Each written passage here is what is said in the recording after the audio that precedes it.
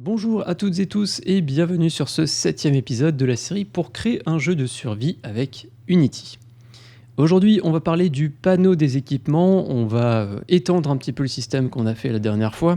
Pour rappel, on avait fait en sorte que lorsque le personnage ramasse un équipement, il peut l'équiper. On va donc voir réellement une différence sur le modèle 3D du personnage avec l'équipement qui a été équipé par notre joueur. Et donc aujourd'hui, on va ajouter une petite extension à notre panneau d'inventaire dans lequel on va avoir le récapitulatif des objets, des équipements qui sont actuellement équipés par le personnage. On va également profiter de cet épisode pour régler l'un ou l'autre problème qui m'ont été signalés ou d'autres choses dont j'étais au courant mais que je n'ai pas pu traiter plus tôt dans la série. Très rapidement, avant de commencer, et comme d'habitude, je vous rappelle que si cette série est disponible gratuitement sur YouTube, c'est grâce aux tipeurs qui sont affichés sur la droite de l'écran. Si vous appréciez mon travail et que vous avez la possibilité et l'envie de me soutenir financièrement, vous pouvez le faire sur Utip et Tipeee. C'est grâce aux dons que cette chaîne existe, c'est grâce aux dons que tout ce contenu est gratuit, donc si vous avez la possibilité et l'envie, les liens de Utip ou Tipeee sont en description. Un grand merci d'avance à ceux qui feront un tour sur ces plateformes, et on ne perd pas plus de temps, on se lance dès maintenant dans l'épisode d'aujourd'hui. Une fois n'est pas coutume, on va importer un fichier Unity Package qui va contenir tout le nécessaire pour cet épisode. Vous savez comment ça fonctionne, on appuie sur le bouton Download sur la droite. Une fois le Unity Package téléchargé, on l'ouvre avec Unity. Et très rapidement, je vais vous expliquer à quoi vont servir les différents éléments qu'on va importer. On retrouve tout en haut glove.fbx qui est un modèle 3D de gants. Alors vous avez peut-être de votre côté fait le lien avec l'épisode précédent où on a ajouté plein de nouveaux items et où je n'avais pas de modèle 3D de gants.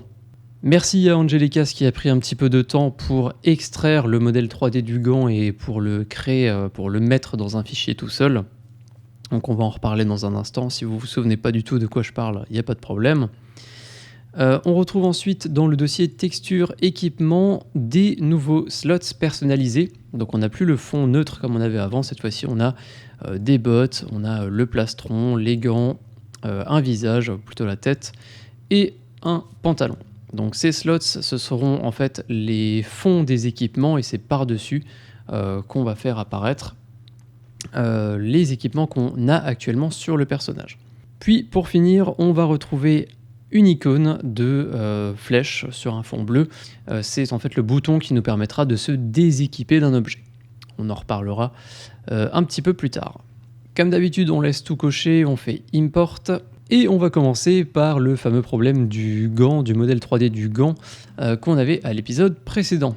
Si vous vous souvenez bien, dans le dossier Prefab, vous devriez avoir Iron Gloves, donc les gants en fer. Et si on glisse cet élément dans la scène, c'est en fait un cube parce que, comme je vous le disais, le modèle 3D, je ne l'avais pas à l'épisode précédent, mais cette fois-ci, c'est réglé grâce à un abonné. On va pas trop s'embêter à modifier le modèle 3D, etc. sur ce qui est existant. Vous pouvez supprimer le cube de la scène et plus généralement, vous pouvez le prendre dans le dossier Prefab et faire Supr. Unity va vous demander si vous voulez vraiment supprimer. On va faire Delete and Unpack. On va plus en avoir besoin.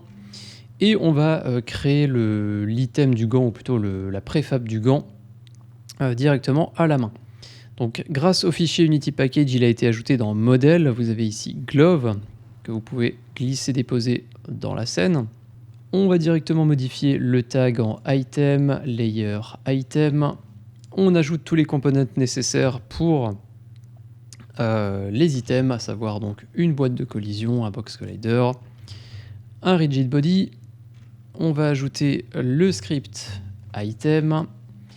Le item data, on l'a déjà. Donc si on fait explorer, on devrait retrouver Iron Gloves qu'on peut sélectionner. Et il ne nous reste plus qu'une chose à modifier, c'est la couleur de ces gants en fer. Ce qu'on peut faire depuis le Mesh Renderer ici. On va aller modifier le matériel par Base Matte Armor. Alors il y en a plusieurs. Peu importe, le but c'est que vous ayez un matériel gris pour avoir un effet fer, vu que ce sont des gants en fer. Une fois que c'est fait, une fois qu'on a ajouté tous ces éléments, on va simplement pouvoir faire un glisser-déposer de ce nouvel objet vers Prefab. On va faire Original Prefab.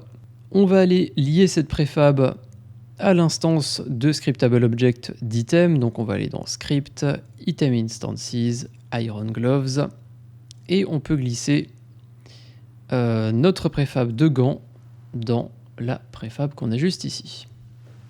Et normalement, on devrait être tranquille, on devrait avoir notre modèle 3D de gants plutôt que d'avoir le cube qui était pas très joli qu'on avait avant, donc on devrait pouvoir ramasser cet objet. Et si je clique dessus et que je m'en équipe, on peut voir que ça fonctionne bien. J'ai bien les gants qui ont été ajoutés sur les mains de mon personnage. Voilà, déjà une bonne chose de faite, et on va maintenant corriger un bug qui m'a été signalé par une personne dans les commentaires de l'un des épisodes précédents par rapport au tooltip. Le problème étant que si on passe la souris sur un élément, donc par exemple sur la pierre, on voit le tooltip qui apparaît. D'ailleurs, on peut même cliquer dessus pour avoir le panel d'action. Et si maintenant j'appuie sur I pour fermer l'inventaire, eh bien on peut voir que on a toujours le tooltip qui reste à l'écran, on a toujours le panel d'action, alors que ces deux éléments, logiquement, vu qu'on a fermé l'inventaire, devraient se désafficher. Donc on va également traiter la correction de ce petit problème. On va aller sur l'objet inventory, on va ouvrir le script du même nom inventory, et on va se rendre au niveau de la fonction update qui devrait être vers le haut du script, et qui actuellement ne contient qu'une seule condition qui nous permet d'afficher et de désafficher le panel d'inventaire selon son état actuel. Donc si c'est ouvert, on le ferme, si c'est fermé, on l'ouvre. Le souci, c'est que maintenant, on n'a pas que le inventory panel dans notre inventaire, on a plusieurs éléments, notamment le tooltip et le panel d'action. Donc on ne peut plus vraiment juste faire ça en une seule ligne. On va plutôt utiliser deux méthodes, une qui va se lire lorsqu'on veut ouvrir l'inventaire et une qui va se lire lorsqu'on va fermer l'inventaire. Alors cette deuxième méthode, lorsqu'on ferme l'inventaire, elle existe déjà, elle est juste ici, close inventory. Donc on va juste un petit peu la compléter. On va dire que lorsqu'on a envie de fermer l'inventaire, eh bien, on veut effectivement désactiver le panel d'inventaire, celui où il y a les items, mais on veut également désactiver le action panel, celui qui contient donc les actions. On veut également, potentiellement, si le tooltip est activé, le cacher. Donc ça, on peut le faire depuis le singleton, tooltip system.instance.hide. Et pour l'instant, ce sont les trois éléments qu'on a envie de cacher, de désactiver lorsqu'on ferme l'inventaire. On va créer une autre méthode qu'on va pour l'instant marquer en privé parce qu'on n'a pas besoin de l'appeler depuis l'extérieur. Et dans Open Inventory, eh bien, on veut juste faire un inventory panel.setActive true.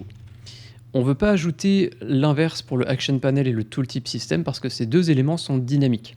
Ils vont normalement s'afficher et se désafficher selon les actions qu'on va faire. Donc ça, ces deux éléments, ils sont vraiment automatiques. On n'a pas besoin de les réactiver dans Open Inventory. Par contre, maintenant, il faut juste qu'on appelle Open Inventory et Close Inventory au bon moment, donc dans la fonction Update. La ligne qu'on avait ici, on va l'enlever, et on va plutôt utiliser une variable booléenne qui va nous permettre de savoir si l'inventaire est ouvert ou s'il est fermé. Donc on va aller un petit peu plus haut au niveau des variables, on va en créer une nouvelle qu'on peut mettre en privé, une booléenne qu'on va appeler isOpen. Par défaut, on va dire qu'elle est à false, vu que l'inventaire est fermé par défaut normalement. On va dire que si l'inventaire est actuellement ouvert, eh bien c'est qu'on veut le fermer, donc on va appeler close inventory. Et que si on est dans le else, donc que l'inventaire est fermé, alors on va ouvrir l'inventaire. Et bien évidemment, il ne faut pas oublier maintenant de changer la valeur de isOpen. Donc si on ouvre l'inventaire, on va dire que isOpen est à true. Et si on ferme l'inventaire, on va dire que isOpen est à false. On peut ensuite sauvegarder ce script, revenir sur Unity. Très important pour que le système fonctionne bien dans Canvas, il faut qu'on aille sur Inventory Panel et qu'on le désactive par défaut. Puis on peut appuyer sur Start. J'appuie sur I, mon inventaire s'ouvre. J'ouvre mon panel d'action, j'affiche mon tooltip et si je ferme l'inventaire maintenant en appuyant sur I, on peut voir que tout s'est bien fermé. Si je rappuie pour ouvrir mon inventaire, j'ai toujours le système de tooltip qui fonctionne, le système d'action également. Donc c'est parfait, voilà pour les 2-3 petites choses que je voulais voir avant de passer au vif du sujet de l'épisode, à savoir donc le panel d'équipement. On va passer en vue 2D, on va réactiver Inventory Panel qu'on vient de désactiver, parce qu'on va en avoir besoin justement pour travailler sur notre système d'équipement. Je me suis posé plusieurs questions pour le système d'équipement. Est-ce qu'on fait un panneau à part qui va contenir un récap des équipements? Est-ce qu'on fait une extension du panel d'inventaire ou est-ce qu'on fait encore autre chose? J'ai fait plusieurs tests, plusieurs essais et j'ai trouvé que le plus simple et le plus direct c'était quand même de faire une extension du panel d'inventaire. Et ça permettrait aussi de centraliser tout le fonctionnement inventaire, item, équipement, etc. Donc je suis parti du principe qu'on va toujours n'avoir qu'une seule fenêtre d'inventaire, mais qu'on aura sur le côté ici un récap des équipements actuellement équipés sur le personnage. Bien évidemment, je le disais au début de la série, je considère que vous avez un bon niveau sur Unity. Si vous préférez créer 2 fenêtres différentes, une pour les items, une pour les équipements du personnage, vous pouvez le faire et ça fonctionnera exactement de la même manière. Donc l'idée c'est toujours d'avoir notre grille ici avec nos items, mais on va ajouter une ligne supplémentaire un petit peu séparée ici, une ligne verticale, qui va contenir 5 slots personnalisés qui sont en fait les parties du corps du personnage. Vu qu'on peut avoir un équipement sur la tête, sur le corps, sur les mains, les jambes et les pieds. Donc ça fait 5 au total. On va sélectionner Inventory Panel et on va tirer un petit peu cet élément en longueur. On va ensuite ouvrir Inventory Panel, on va aller sur Content et on va réécraser un petit peu le contenu sur la droite pour qu'on ait à peu près la même chose qu'avant. Donc pour qu'on ait toujours notre grille qui est sur le côté droit du panneau. On va ensuite faire un clic droit sur Inventory Panel et on va créer un empty. Cet empty au niveau du rect transform, on va le mettre en middle left, donc sur le côté gauche ici au milieu, et on va adapter sa taille à la place qu'on a à gauche de nos items, donc sur cette partie rectangulaire à la verticale. On peut renommer cet objet en Equipments, vu que ce sera nos équipements. On va ajouter en component un Vertical Layout Group, parce qu'on va avoir plusieurs éléments à aligner à la verticale. On peut désactiver le Child Force Expand, et l'alignement, on va le faire par rapport à Middle Center. On va ensuite faire un clic droit sur Equipments, et on va ajouter les différents slots personnalisés à l'intérieur. Donc nous, on va aller dans UI, et on va ajouter une première image, qu'on peut appeler Equipment Slot. Dans Source Image, on va aller chercher la tête. Alors moi je vais aligner mes différents slots de haut en bas, donc d'abord la tête, et on va ensuite faire un clic droit sur Equipment Slot et on va ajouter à l'intérieur une autre image, donc UI, image.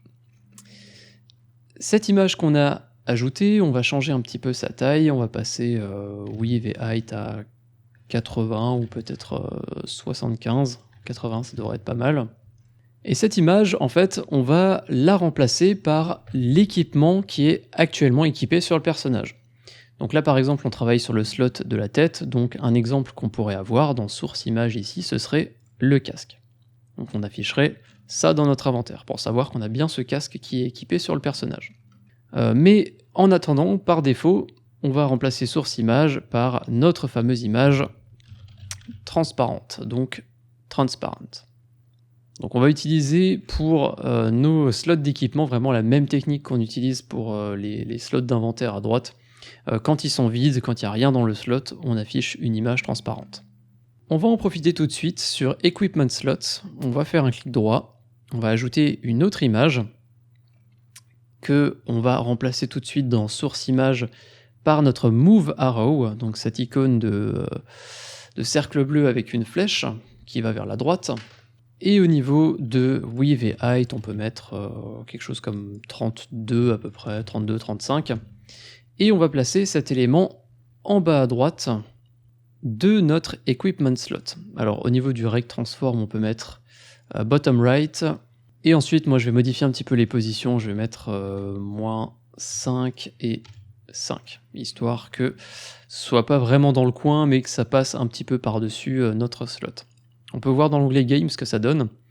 Le rendu est déjà pas trop mal. L'idée en fait de cette image ici qu'on va transformer en bouton dans un instant, ça sera de pouvoir déséquiper ce qui est actuellement dans ce slot. Donc c'est une petite icône, un petit bouton qu'on affichera uniquement s'il y a quelque chose dans le slot, et ça permettra de se déséquiper.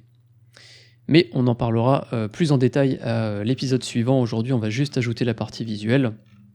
Éventuellement, cet élément, on peut peut-être l'appeler DesEquip Button. Et on va lui ajouter le component button tout de suite. Comme ça, ce sera fait. Ok, maintenant qu'on a notre equipment slot qui est terminé, eh bien il va falloir qu'on le duplique pour les autres parties du corps. Donc là, on l'a fait pour la tête et il va falloir le faire pour les autres.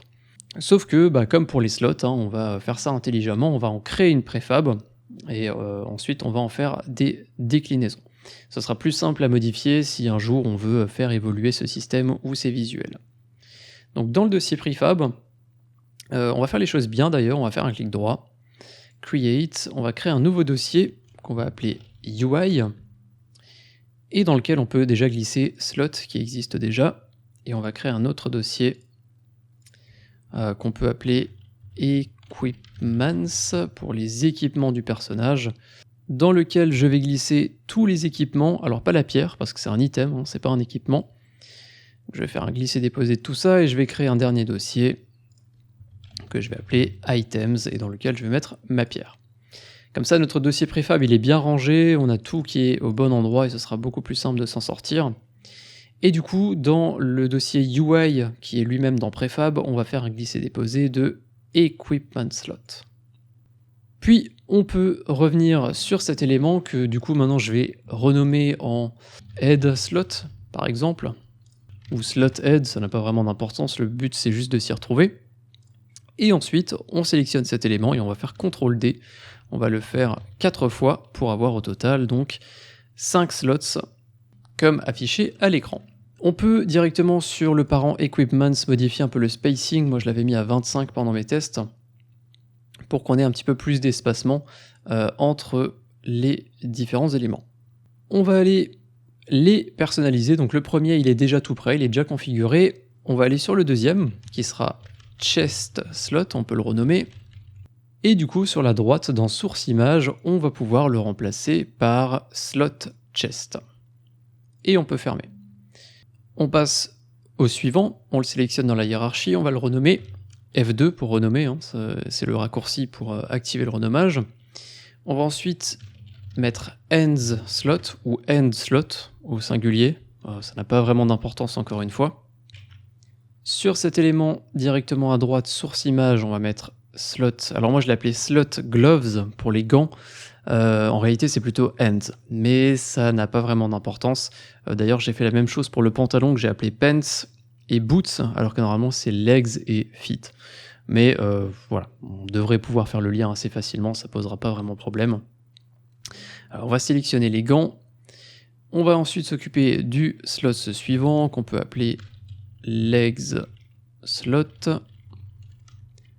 Sur la droite, on modifie par Slot Pants, donc ça sera les jambes, le pantalon. Et le dernier, ce sera Feet Slot pour les pieds du personnage. Et sur la droite, on va modifier par Slot Boots. Et nous y voilà. Voilà donc l'interface qu'on aura pour les équipements du personnage. À l'intérieur de chacune de ces cases s'affichera l'équipement actuellement porté par le personnage. Ok, maintenant qu'on a terminé avec la partie visuelle, on va s'occuper justement de peupler ces différents slots par les équipements dont on va s'équiper avec le personnage. Je précise que moi je l'ai vraiment fait à la va-vite cette interface, donc c'est pas tout à fait droit, c'est pas exactement le même espacement à gauche, à droite, etc. Donc moi je l'ai fait assez vite, mais n'hésitez pas à prendre un petit peu de temps pour réarranger ça. Donc on va aller sur notre objet Inventory, et on va ouvrir le script Inventory. Alors la grande question que je m'étais posée dans la préparation de cet épisode, c'était est-ce qu'on va gérer tous les équipements dans Inventory, parce qu'en soi c'est de l'inventaire, ou est-ce qu'on va faire ça dans un script à part? J'ai préféré tout inclure dans Inventory, comme je l'ai dit en début de vidéo, vu que tout est dans le même panneau, je vais vraiment considérer que les items, les équipements, l'inventaire, etc., tout ça c'est un tout, c'est une seule chose, qui sera certes assez complexe, parce qu'on va avoir pas mal de possibilités avec nos items et notre inventaire, mais on va vraiment tout mettre au même endroit. Sauf que pour faire ça, il va falloir qu'on range un petit peu ce script pour vraiment pouvoir s'en sortir. Par exemple, on avait ajouté un header pour le Action Panel References. On va copier cette ligne, on va l'ajouter tout en haut. On va le renommer en Inventory Panel References. Donc on va mettre un premier groupe de variables qui sera les variables liées à l'inventaire. On a notamment drop point qui est un petit peu perdu ici, que je vais déplacer. Donc je vais couper ça et le coller ici. Vu que la variable n'a pas changé de nom, elle a juste changé d'emplacement dans le script, on ne devrait pas perdre la connexion. Et je vais également ajouter un autre header un petit peu plus bas, juste au-dessus de Equipment Library ici, et je vais l'appeler Equipment Panel References. Comme ça, on va essayer de ranger un petit peu nos variables pour qu'elles soient bien dans le bon groupe, que ce soit par rapport à l'équipement, aux actions ou à l'inventaire de manière générale. Si on sauvegarde et qu'on revient dans Unity, au niveau de Inventory sur la droite, on devrait voir l'interface se mettre à jour avec effectivement voilà, tout ce qui est lié à l'inventaire, tout ce qui est lié aux actions et tout ce qui est lié à l'équipement, et c'est notamment ici qu'on va ajouter quelques variables, notamment des références à ces nouveaux slots qu'on a ajoutés ici, afin de pouvoir, comme je l'ai dit, les peupler avec les items dont on va s'équiper. Retournons donc dans Inventory, et en dessous de Equipment Library, on va ajouter un total de 5 variables, une pour chacune des images des différents slots qu'on a ajoutés. Donc la première, on va la mettre en privé, je la mets en serialize field pour qu'on puisse y accéder depuis l'inspecteur, parce qu'on va les référencer de cette manière comme d'habitude. Ce sera head slot image.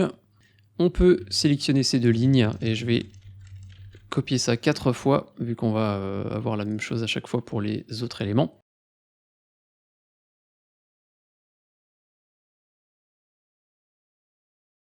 On va ensuite se rendre dans la méthode qui nous intéresse le plus aujourd'hui, à savoir celle qui nous permet de s'équiper d'un item, Equip Action Button.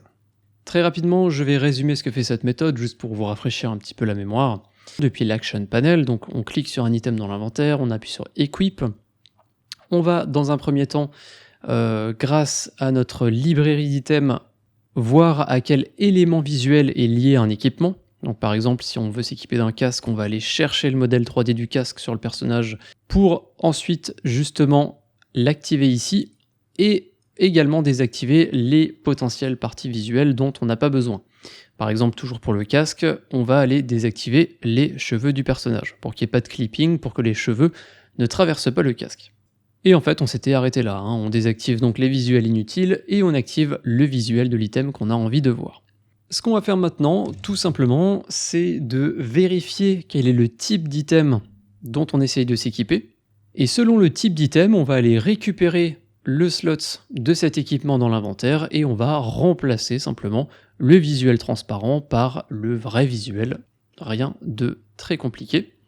Pour faire ça, on va faire un switch. On va prendre en valeur de référence l'item qu'on essaye, dont on est en train de s'équiper en fait, et plus précisément son type d'équipement. Donc pour rappel, equipment type, c'est head, chest, legs, etc. Donc à l'intérieur, on va pouvoir traiter les différents cas. Comme je le disais, equipment type, on a par exemple head à l'intérieur. On va commencer dans l'ordre. Et on va dire que si l'item dont on est en train de s'équiper, c'est un item qui est fait pour la tête, alors on va récupérer le slot d'équipement qui correspond à la tête. Donc head slot image. On va accéder à sa valeur sprite pour modifier le visuel à l'intérieur. Et ce visuel, on va le remplacer par item currently selected .visual. Puis le cas pour la tête est traité, donc maintenant on va faire exactement pareil pour les autres. Donc au total, on en a 5. Je vais donc copier-coller 5 fois ce qu'on a fait.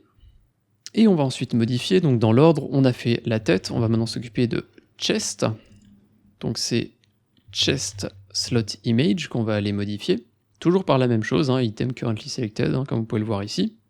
Ensuite, on a les mains, donc hands. On va aller récupérer hands slot image.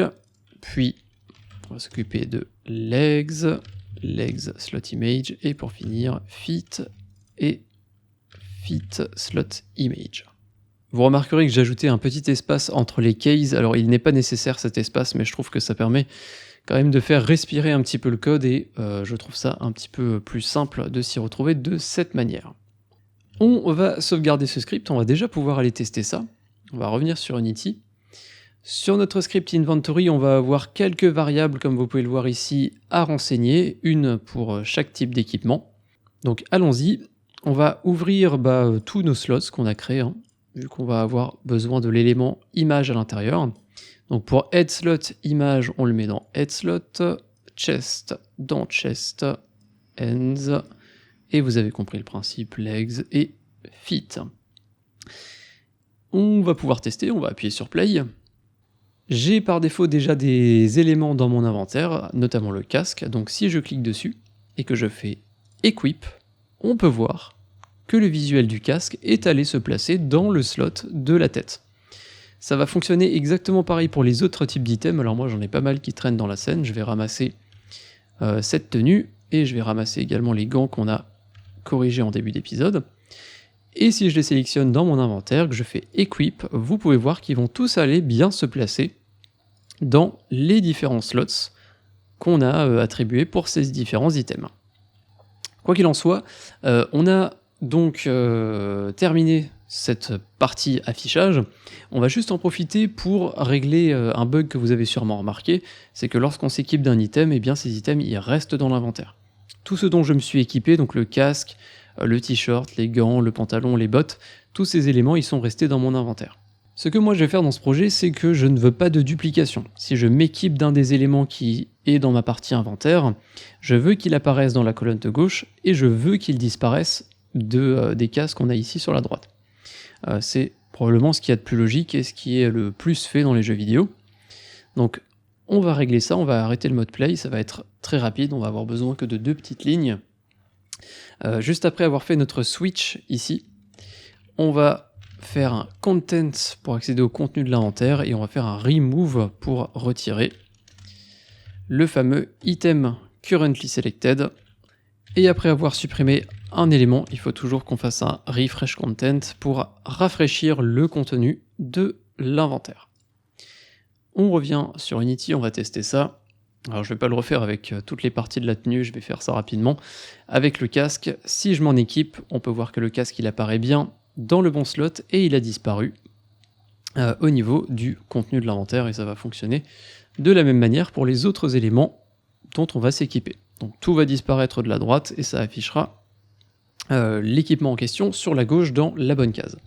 Au prochain épisode, on s'occupera d'ajouter la fameuse action sur ces boutons bleus qui est celle de déséquipement. Donc par exemple ici, si je cliquais sur celle du casque, eh bien on videra ce slot du casque et ce casque, on va le remettre sur la partie droite, dans l'inventaire. Alors dit comme ça, on pourrait croire que le déséquipement c'est quelque chose de très simple à mettre en place et que ça prend que 2 minutes, mais en réalité il y a pas mal de cas différents à traiter.